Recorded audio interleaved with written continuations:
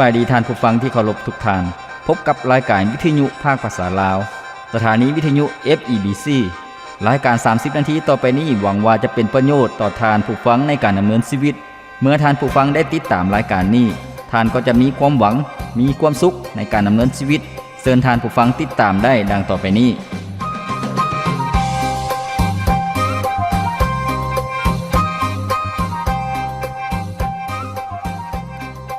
พระคำของพระเจ้าได้กล่าวไว้ว่า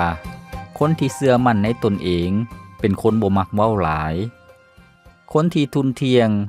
ก็เป็นผู้ฮู้แจ้งเห็นจริงพระธรรมสุภาษิตบทที่17ข้อที่27สุขสบายดีพ่อแม่พี่น้องท่านผู้ฟังที่เคารพรักทุกท่านพบกันอีกเช่นเคยกับรายการชีวิตนี้อย่างมีความหวังข้าพเจ้าพรประเสริฐผู้ดำเนินรายการยินดีต้อนรับท่านผู้ฟังเข้าสู่รายการของพวกเราอีกเทื่อนึงซึ่งรายการของพวกเราเป็นรายการที่มีจุดประสงค์เป้าหมายนำเสนอให้กับพี่น้องประชาชนลาวทุกท่านเป็นภาษาลาวที่จะได้เรียนรู้ที่จะได้เข้าใจได้รับพระพร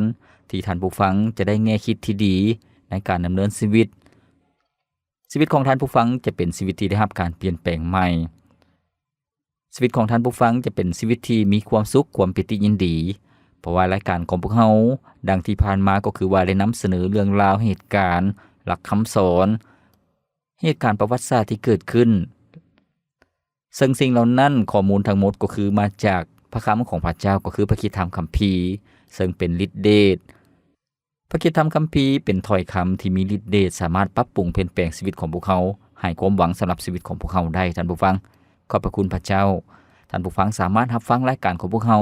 ย้อนหลังได้แล้วก็สามารถเลือกฟังในหลายๆหัวข้อได้เชื่อว่าจะให้พระพรให้แง่คิดให้มุมมองใหม่สำหรับท่านผู้ฟังมื้อนี้เองข้าพเจ้าอยากนำท่านผู้ฟังมาพระพรในหัวข้อใหม่ซึ่งเป็นหัวข้อที่มีชื่อว่าพระเจ้าจะทรงตอบแทนคืนในสิ่งที่สูญเสียไปท่านผู้ฟังหมายถึงชีวิตของพวกเขาบ่ว่าที่ผ่านมาปีที่ผ่านมาหรือว่าปีกายหรือว่าปีก่อนๆพุ่นพวกเขาได้สูญเสียหยังไปพวกเขาได้ผิดพลาดสิ่งใดชีวิตของพวกเขาได้เสียเวลาไปกับหยังหรือว่าแรงจูงใจที่ผิดการกระทำที่ผิดพลาดหรือว่าความเฮียข้องต้องการที่ผิดประสงค์เป้าหมายนั้นได้ลักเอาความชื่นชมยินดีความเบิกบานมนต์ซื่นหรือว่าสันติสุขของพวกเขาไปหรือบ่เฮ็ดให้ชีวิตของพวกเขานั้นบ่มีผลดีอย่างเกิดขึ้นท่านผู้ฟังบางท่านอาจจะรู้สึกท้อถอยใจเมื่อคิดถึงเวลาที่สูญเสียไปจนบ่สามารถเอิ้นกลับคืนมาได้ดังนั้นท่านผู้ฟังที่เคารพมื้อนี้ข้าพเจ้าอยากนำท่านผู้ฟังมารับพระพรนำกันในหัวข้อที่บอกว่าพระเจ้าจะทรงตอบแทนคืนในสิ่งที่พวกเขาสูญเสียไปท่านผู้ฟังแม่นแล้วพระเจ้าที่พวกเขาเชื่อวางใจเป็นพระเจ้าพระผู้สร้างโลกนี้เป็นพระเจ้าผู้ทรงครอบครองเหนือจักรวาลเหนือทุกฤดูกาลเป็นพระเจ้าผู้ทรงครอบครองเหนือทุกๆสถานการณ์ท่านผู้ฟังดังนั้นพระเจ้าสามารถเปลี่ยนแปลงสิ่งร้ายให้กลายเป็นสิ่งดีได้ท่านผู้ฟังที่เคารพพวกเขาอยากให้สิ่งที่พวกเขาสูญเสียไปนั้นได้กลับคืนมาหรือว่าอยากขอโอกาสที่จะแก้ตัวใหม่ในชีวิตอยากขอโอกาสที่จะปรับปรุงเปลี่ยนแปลงชีวิตให้ดีขึ้นให้เป็นชีวิตที่มีความสุขความเบิกบานเหมือนซื่นอยากให้เป็นชีวิตที่มีความประสบผลสำเร็จหรือว่าได้รับผลตอบแทนหลายๆดังนั้นท่านผู้ฟังที่เคารพให้พวกเขาที่จะเบิ่งที่พระเจ้าขอความช่วยเหลือที่มาจากพระเจ้าท่านผู้ฟังบ่ว่าอดีตจะมืดมัวมืดมนปานใดอนาคตที่สดใสยังรอท่าพวกเขาโดยพระเจ้าผู้ทรงช่วยเหลือท่านผู้ฟังขอบพระคุณพระเจ้าดังนั้นพระคริสตธรรมคัมภีร์ที่ข้าพเจ้าอยากนำมารับพระพรนำกันในมื้อนี้ปรากฏอยู่ในพระคำโยเอลท่านผู้ฟังบทที่2ข้อที่18ถึงข้อที่27ท่านผู้ฟังซึ่งเป็นคำมั่นสัญญาของพระเจ้าที่จะทรงช่วยเหลือประชากรของพระองค์ก็คือชนชาติอิสราเอลพระองค์จะทรงเปลี่ยนสิ่งร้ายให้กลายเป็นสิ่งดีซึ่งพระคำของพระเจ้าได้กล่าวไว้ว่าแล้วพระเจ้ายาเวห์ก็ให้ความเป็นห่วงแก่ดินแดนของพระองค์และอีดูประชาชนของพระองค์ด้วยพระเจ้ายาเวห์ตอบพวกเขาว่าบัดนี้เขาจะให้พวกเจ้ามีข้าวเหล้าองุ่น และน้ำมันมะกอกเทศและพวกเจ้าจะกินอย่างอิ่มหนำสำราญสนชาติอื่นจะบ่ย้อนหยันพวกเจ้าอีกต่อไปเขาจะไล่กองทัพตักแตนมาแต่เหนือนี้ไป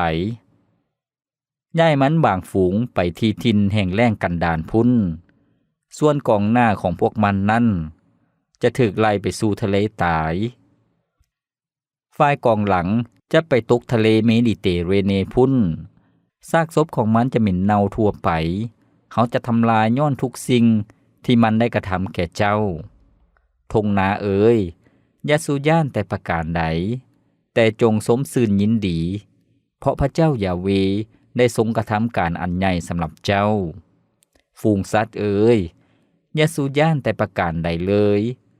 ที่ทงเลี้ยงสัตว์ต่างๆก็มีหญ้าเขียวสดแล้วต้นไม้ต่างๆก็เกิดมากเกิดผลหมากเดือและหมากองุ่นก็มีเต็มอยู่ชาวภูเขาซีโอนเอ๋ยจงสมซื่นยินดีเถิดจงสมซื่นยินดีสำหรับสิ่งที่พระเจ้ายาเวพระเจ้าของพวกเจ้าได้กระทำนั้นสำหรับพวกเจ้าพระองค์เทฝนลงตามที่พวกเจ้าต้องการให้ฝนต้นฤดูและปลายฤดูคือแต่ก่อนและที่ลานฟาดเข้าจะมีเข้าอย่างหลวงหลายอ่างบีบก็มีแต่น้ำองุ่นกับน้ำมันมะกอกเทศผลปลูกที่พวกเจ้าเสียในปีที่ฝูงตักแตนกินเฮาจะทดแทนให้คืนสิ่งที่ได้เสียไปนั่นแม่นเฮาเองที่ได้ทรงกองทัพตักแตนนี่มาเพื่อว่าให้มันได้ต่อสู่พวกเจ้าบัดนี้พวกเจ้าจะมีอาหารกินอย่างอิ่มหนำสำราญจงพากันยกย่อพระเจ้ายาเวพระเจ้าของพวกเจ้าผู้ที่ได้เฮ็ดสิ่งน่าหงึดง่อต่างๆให้พวกเจ้าเห็นประชาชนของเฮาจะบ่ถูกดูหมิ่นอีกจักเทื่ออิสราเอลเอ๋ยแล้วเจ้าจะฮู้ว่าเฮาสถิตอยู่นำและฮู้ว่าเฮาคือพระเจ้ายาเวพระเจ้าของพวกเจ้าบ่มีพระอื่นใดอีกมีแต่เฮาเท่านั้นประชาชนของเฮาจะบ่ถูกดูหมิ่นอีกจักเทื่อท่านผู้ฟังที่เคารพนี่ก็คือถ้อยคำของพระเจ้าจากพระธรรมโยเอลบทที่2ข้อที่18ถึงข้อที่27ซึ่งในภาคส่วนนี้เป็นเนื้อในที่ได้บันทึกไว้เหตุการณ์ที่เกิดขึ้นจริงที่พระคัมภีร์ได้บันทึกไว้ก็ย้อนว่าชนชาติอิสราเอลเป็นประชากรของพระเจ้าเมื่อเขาเจ้าปิดหลังให้กับพระเจ้าเขาเจ้าบ่ได้เชื่อฟังพระเจ้าเขาเจ้าบ่ได้ยำเกรงพระเจ้าพระเจ้าเลยตักเตือนชนชาติอิสราเอลโดยการให้เขาเจ้าได้รับโทษก็คือให้ภัยพิบัติเกิดขึ้นมีศัตรูพืชมาเป็นกองทัพก็คือฝูงตั๊กแตนท่านผู้ฟังมากัดกินพืชผลปลูกของเขาเจ้าเสียหายจำนวนหลวงหลายจนนับบ่ถ้วนแล้วก็มีการแห้งแล้งมีภัยแห้งแล้งเกิดขึ้นฝนบ่ได้ตกตามฤดูกาลชนชาติอิสราเอลนั้นก็เป็นที่เหยาะเย้ยท่ามกลางบรรดาประชาชาติต่างๆที่เหยาะเย้ยเขาเจ้าว่าเขาเจ้านั้นถูกภัยพิบัติเกิดขึ้นทุกข์ยากลำบากประเสริญกับความขาดเขินขาดเขนแต่ว่าในจุดนี้พระเจ้าทรงมีวิธีการที่จะอวยพรเขาเจ้าพระเจ้าจะทรงตอบแทนสิ่งที่เขาเจ้าเสียไปให้คืนใหม่เพราะว่าพระเจ้าทรงสัญญาไว้แล้วเช่นเดียวกันท่านผู้ฟังที่เคารพชีวิตของพวกเขาก็มีหลายสิ่งหลายอย่างที่สูญเสียไปในอดีตที่พลาดพลั้งไปที่พวกเขาบ่สามารถเอิ้นคืนกลับมาได้ที่พวกเขาบ่สามารถที่จะแก้ไขได้อีกแล้วมีหลายๆอย่างท่านผู้ฟังแต่ให้ท่านผู้ฟังเชื่อว่ามีผู้หนึ่งที่สามารถช่วยพวกเขาได้นั่นก็คือองค์พระผู้เป็นเจ้าดังที่พระองค์ทรงสัญญาไว้ในพระคิดธรรมคัมภีร์ที่พวกเขาหาก็อ่านไปแล้วนั่นก่อนที่พวกเขาจะเรียนรู้ในรายละเอียดในจุดนี้ให้พวกเขาพักฟังเพลงจากรายการของพวกเขาก่อนจักหนึ่งเสียงเพลงแล้วพวกเขาจึงมารับฟังนํกันในช่วงต่อไป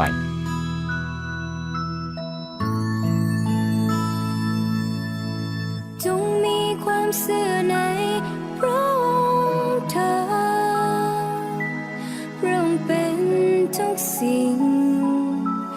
เป็นทุกอย่างที่ใจของเฮาเฝ้าพึ่งพาจงมีความเชื่อในพระองค์เถิด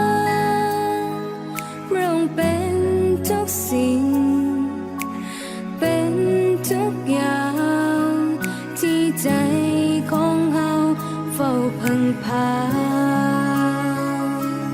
มีความเสื่อน้อยหนึ่งภูเขาก็เลื่อนได้เป็นสิ่งหายหนักใจกลายเป็นดีห่วมความเสื่อห่วมใจห่วมกันใส่ฤทธิ์เดชจะได้เห็นถึงการอัศจรรย์เบิ่งคนนั้นที่เขาหายพระเยซูทรงรักษาตามพระสัญญาที่ทรงประทานให้บ่มีเหนือสิ่งใดแล้วที่จะยากเกินไปมาห่วงใจเสื้อในพระเยซู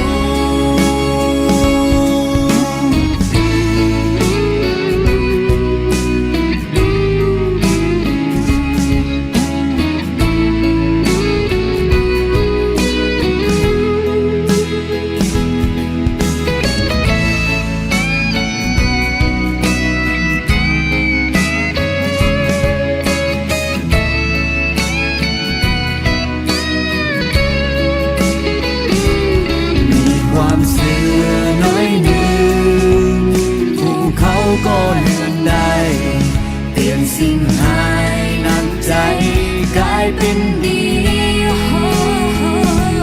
ห่วงความเชื่อห่วงใจห่วงกันใจนิดเดียวจะได้เห็นถึงการอัศจรรย์เบิ่งคนนั้นที่เขาหายพระเยซูทรงรักษาตามพระสัญญาที่ทรงประทานให้บ่มีเหนือสิ่งใดแล้วที่จะยากเกินไปมาห่วงใจเสื้อในพระเยซูมาห่วงใจเสื้อในพระเยซู ท่านผู้ฟังที่เคารพมื้อนี้พวกเรากำลังรับฟังน้ำกันในหัวข้อที่มีชื่อว่าพระเจ้าจะทรงตอบแทนสิ่งที่พวกเราสูญเสียไปหรือว่าพระองค์จะทรงให้สิ่งที่พวกเราสูญเสียไปนั้นกลับคืนมาท่านผู้ฟังซึ่งพระคำของพระเจ้าที่พวกเราได้รับฟังน้ำกันก็คืออยู่ในพระธรรมโยเอลบทที่2ตั้งแต่ข้อที่18ถึงข้อที่27ท่านผู้ฟังซึ่งเนื้อในก็คือว่าชนชาติอิสราเอลนั้นได้เฮ็ดผิดบาปต่อพระเจ้าชนชาติอิสราเอลนั้นถึงแม้ว่าเขาเจ้าจะปิ้นหลังให้กับพระเจ้าแล้วก็พระเจ้าได้ตีสอนเขาเจ้าโดยการทรงภัยพิบัติทางธรรมชาติเกิดขึ้นก็คือฝูงตั๊กแตนที่มาทำลายพืชผลและปลูกเขาเจ้าจนเสียหายจำนวนหลวงหลายท่านผู้ฟังพระคัมภีร์ได้อธิบายให้พวกเขาได้เห็นว่าฝูงตั๊กแตนนั้นมันจะมาเป็นกองทัพจนมืดฟ้ามัวดินมันจะกินพืชผลและปลูกทุกสิ่งทุกอย่างที่เป็นสีเขียวจนบ่เหลืออย่างเลยท่านผู้ฟังเป็นเหตุการณ์ที่เกิดขึ้นที่แปลกประหลาดย้อนว่าพระเจ้าได้ทรงตีสอนชนชาติอิสราเอลที่ดื้อด้านต่อพระองค์ท่านผู้ฟังแล้วก็พืชผลปลูกนั้นก็บ่ได้เติบใหญ่ขึ้นซ้ำบ่น้ำก็พบกับภัยแห้งแล้งก็คือฝนก็บ่ตกตามฤดูกาลเฮ็ดให้การปลูกฝังการเลี้ยงสัตว์ก็บ่มีประสิทธิภาพท่านผู้ฟังประชาชนจึงทุกข์ยากลำบากแต่ว่าพระเจ้าได้ทรงสำแดงให้ประชากรของพระองค์ได้เห็นว่าถึงแม้นว่าเขาเจ้าบ่ได้เชื่อฟังพระเจ้าชีวิตของเขาเจ้านั้นมีข้อขาดตกบกพร่องจึงเป็นเหตุให้พบกับความทุกข์ยากลำบากแต่ว่าพระเจ้าก็ทรงหักแล้วก็ห่วงใยประชากรของพระองค์ซึ่งพระเจ้าทรงสัญญาว่าจะช่วยเหลือเขาเจ้าท่านผู้ฟังซึ่งพวกเขาสามารถถอดถอนบทเรียนในพระคำของพระเจ้าในแต่ละข้อนํกันซึ่งได้กล่าวไว้ว่าแล้วพระเจ้ายาเวห์ก็ให้ความเป็นห่วงแก่ดินแดนของพระองค์และอีดูประชาชนของพระองค์ด้วยแม้แล้วท่านผู้ฟังที่เคารพพระเจ้าบ่ได้เสยเมยต่อ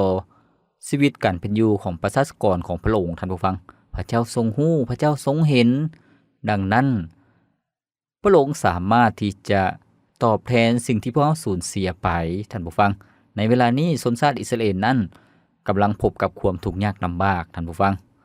พระเจ้าได้ทรงกล่าวในข้อต่อไปบอกว่าพระเจ้ายาเวห์ตอบพวกเขาว่าบัดนี้เฮ าจะให้พวกเจ้ามีข้าวเหล้าองุ่นและน้ำมันมะกอกเทศและพวกเจ้าจะกินอย่างอิ่มหนำสำราญสนชาติอื่นจะบ่ย่อหยันต่อพวกเจ้าต่อไปอีกแม่นแล้วท่านผู้ฟังที่เคารพพระเจ้าทรงสัญญาว่าพระองค์จะทรงอวยพรประชากรของพระองค์ก็คือชนชาติอิสราเอลนั้นให้มีความอิ่มหนำสำราญมีความอุดมสมบูรณ์ท่านผู้ฟังอาหารการกินในเวลานั้นก็คือข้าวเหล้าองุ่นและน้ำมันมะกอกเทศซึ่งเป็นสิ่งที่มีคุณค่าราคาแพงแล้วก็เป็นสิ่งที่จำเป็นสำหรับชีวิตการเป็นอยู่ในแต่ละมื้อท่านผู้ฟังหากบ่มีข้าวบ่มีเหล้าองุ่นบ่มีน้ำมันมะกอกเทศก็แสดงว่าดินดอนตอนหญ้าหรือว่าผืนแผ่นดินนั่นถูกสาปแช่งแต่ว่าหากมีข้าวมีเหล้าองุ่นมีมะกอกเทศท่านผู้ฟังน้ำมันมะกอกเทศก็แสดงว่าดินดอนตอนหญ้าพืชผลปลูกนั้นอุดมสมบูรณ์แล้วก็พระเจ้าจะทรงกอบกู้เกียรติศักดิ์ศรีของประชากรของพระองค์คนต่างชาติจะบ่ย่อหยันจะบ่เยาะเย้ยอีกต่อไปท่านผู้ฟังพระเจ้าจะเฮ็ดด้วยวิธีใดข้อที่20ได้บอกว่าเฮาจะไล่กองทัพตักแตนมาแต่เหนือหนีไปย้ายมันบางฝูงไปที่ทินแห่งแล้งกันดารพุ่นส่วนกองหน้าของมันนั้นจะถูกไล่ไปสู่ทะเลตายฝ่ายกองหลังจะไปตกทะเลเมดิเตอร์เรเนียพุ่นซากศพของมันจะเน่าเหม็นไปทั่วเฮาจะทำลายย้อนทุกสิ่งที่มันได้กระทำแก่เจ้าแม้แล้วท่านผู้ฟังที่เคารพในบทนี้พวกเขาจะเห็นว่าพระเจ้าจะทรงเป็นผู้กำจัดตัวปัญหาตัวที่เป็นปัญหาที่มาทำลายชนชาติอิสราเอลก็คือฝูงตั๊กแตนท่านผู้ฟังพระคัมภีร์บอกว่าฝูงตั๊กแตนนั้นเป็นกองทัพแสดงว่ามีจำนวนหลวงหลายมืดฟ้ามัวดินบ่ว่าจะเป็นตั๊กแตนทั้งบินตั๊กแตนที่เป็นฝูงเป็นกองทัพที่บินได้และยังมีตั๊กแตนที่โดดไปหรือว่าเต้นไปก็มีนอกจากนั้นก็ยังมีตั๊กแตนที่คลานไปซึ่งพระคัมภีร์ได้อธิบายให้เห็นว่าฝูงตั๊กแตนนั้นมีจำนวนหลวงหลายท่านผู้ฟังแล้วก็พระเจ้าจะทรงทำลายแต่ละกองของฝูงตั๊กแตนเป็นกองทัพนั่นให้มันตายเต็มทะเลท่านผู้ฟังพระคัมภีร์บอกว่าซากศพของมันจะเหม็นเน่าไปทั่วแสดงว่าตั๊กแตนนั้นมีจำนวนหลวงหลายฉะนั้นหากฝูงตั๊กแตนบ่ได้ถูกกำจัดให้หมดไปในเวลานั้นประชาชนก็ต้องพบกับภัยอึดหิวภัยอึดอยากแล้วก็ต้องตายแน่นอนแต่ว่าพระเจ้าทรงมีวิธีการในการกำจัดฝูงตั๊กแตนให้มันหมดไปขอบคุณพระเจ้าท่านผู้ฟังพวกเขาสามารถ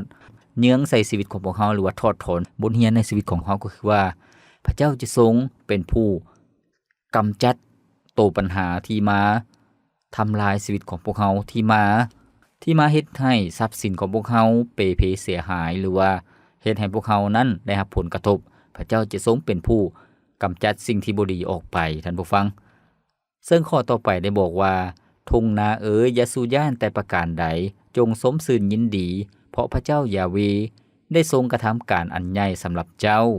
แม้แล้วท่านผู้ฟังที่เคารพผู้เขียนได้กล่าวถึงทงนาก็คือทงไร่ทงนาทงหญ้าเป็นบ่อนที่เฮ็ดการกสิกรรมท่านผู้ฟังนั่นก็คือการปลูกฝังนั่นเองเพื่อบ่ว่าจะเป็นการปลูกข้าวปลูกสวนองุ่นข้าวสาลีปลูกมะเดื่อมะกอกท่านผู้ฟังในสมัยนั้นพระเจ้าจะทรงอวยพรให้ทงนานั้นมีแต่ความชื่นชมยินดีพระเจ้าจะทรงกระทำการอันยิ่งใหญ่ก็แสดงว่าพระองค์จะทรงเฮ็ดสิ่งที่เหนือธรรมชาติเกิดขึ้นท่านผู้ฟังฉะนั้นท่านผู้ฟังที่เคารพชีวิตของพวกเขาก็เช่นเดียวกันให้พวกเขามั่นใจว่าพระเจ้าจะทรงเป็นผู้ดูแล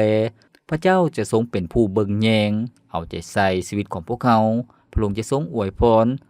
ธุรกิจเวียกงานของพวกเขาสิ่งที่พวกเขาได้เฮ็ดอยู่พระองค์จะทรงอวยพรเพราะว่าพระเจ้าทรงมีฤทธิ์อำนาจที่บ่จำกัดพระองค์จะทรงเฮ็ดให้พวกเขาได้รับพรอย่างยิ่งใหญ่อย่างอุดมสมบูรณ์ท่านผู้ฟังพระองค์จะทรงเฮ็ดให้สิ่งที่สูญเสียไปนั้นกลับคืนมาได้หลายร้อยหลายพันเท่าท่านผู้ฟังเพราะว่าพระเจ้าทรงสัญญาไว้แล้วพระองค์จะบ่ทรงผิดสัญญาเพราะว่าพระเจ้าทรงเป็นพระเจ้าที่ทรงสัตย์ซื่อท่านผู้ฟังข้อที่22ได้บอกว่าฝูงสัตว์อย่าสูญญานแต่ประการใดเลยที่ทงเลี้ยงสัตว์ต่างๆก็มีหญ้าเขียวสดแล้วต้นไม้ต่างๆก็เกิดมากเกิดผลหมากเดือและหมากองุ่นก็มีเต็มอยู่ แม่นแล้วท่านผู้ฟังนี่ก็คือคำมั่นสัญญาของพระเจ้าพระองค์จะทรงอวยพรทงไห้ทงนาแล้วก็ทงหญ้าแล้วก็ฝูงสัตว์พระองค์จะทรงอวยพรให้มีหญ้าเขียวทุ่มหญ้าอ่อนเกิดขึ้นแล้วก็ทงหญ้าก็เขียวสดต้นไม้ต้นตอก็จะเกิดดอกออกผลอย่างดกหนาท่านผู้ฟังจะบ่เป็นแมงจะบ่ถึกโรคระบาดหรือว่าจะบ่ถึกภัยแห้งแล้งเกิดขึ้นท่านผู้ฟังนอกจากนั้นพระเจ้ายังทรงกล่าวถึงประชาชนก็คือประชากรของพระเจ้าชนชาติอิสราเอลนั้นให้มีความปิติยินดีในพระเจ้าซึ่งได้กล่าวไว้ว่าชาว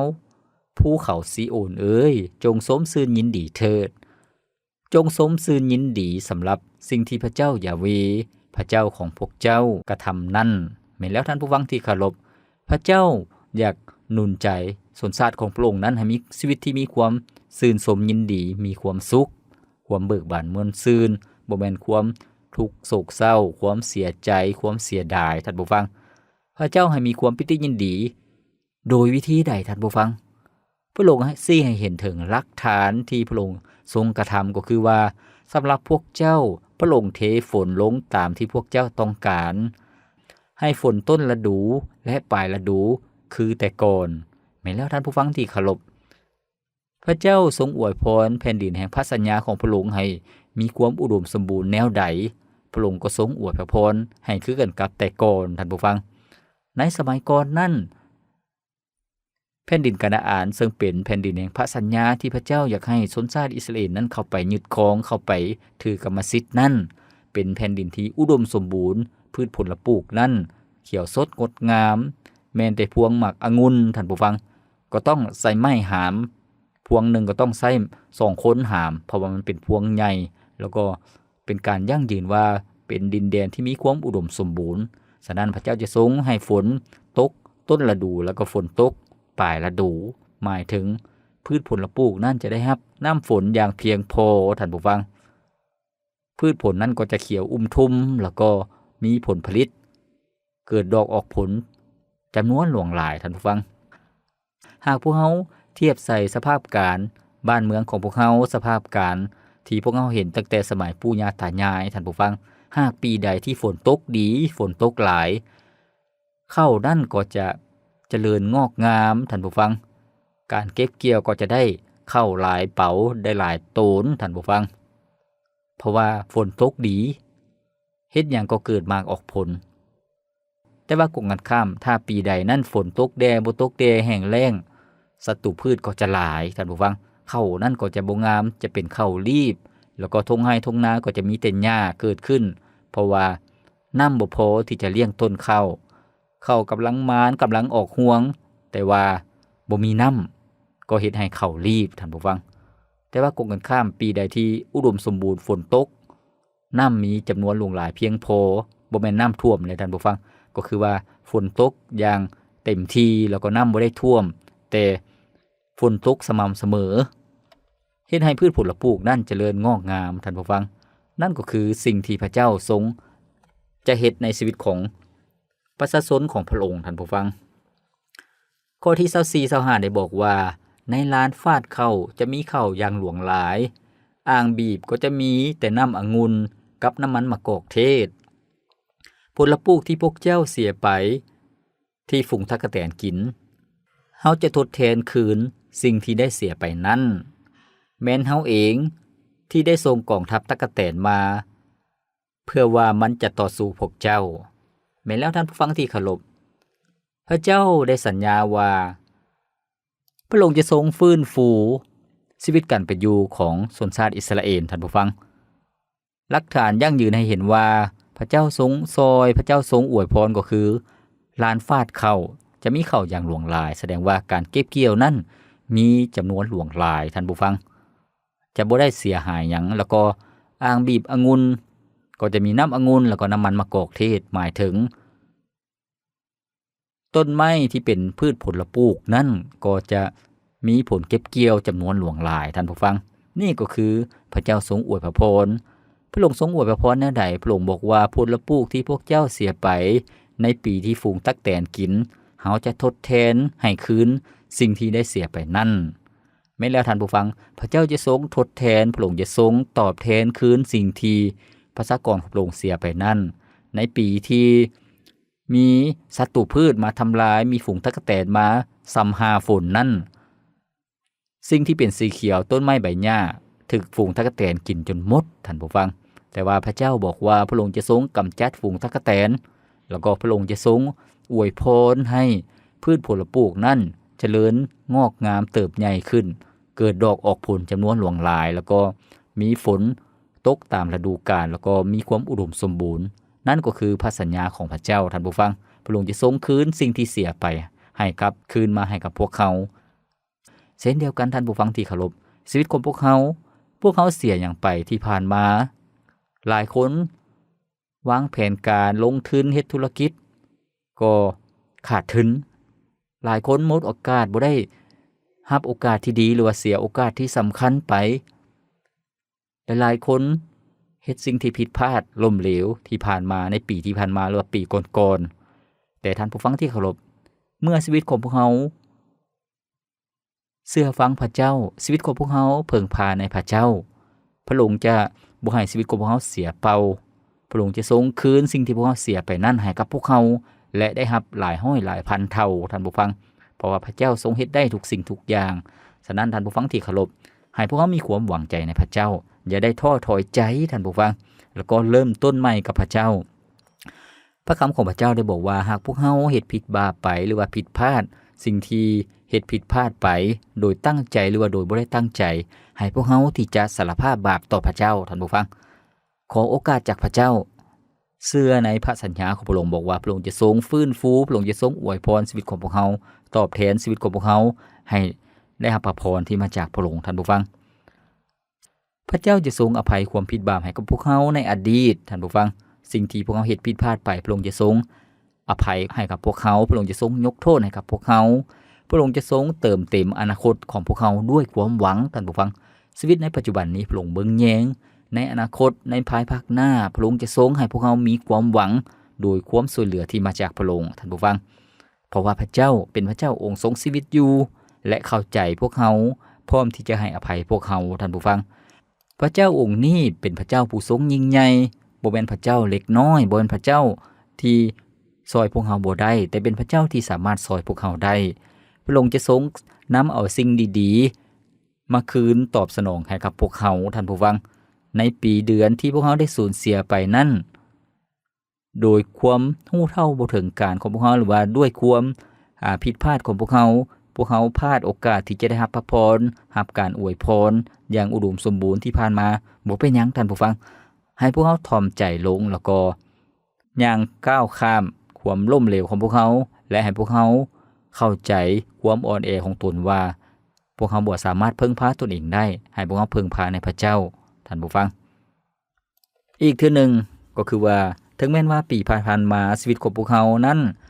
ขาดจากพระพรจากพระเจ้าพระพรของพวกเขาถูกทำลายด้วยความบาปของพวกเขาหรือว่าด้วยสิ่งที่พวกเขาได้เฮ็ดบ่ดีเฮาละเมิดต่อพระเจ้าแต่พระเจ้าทรง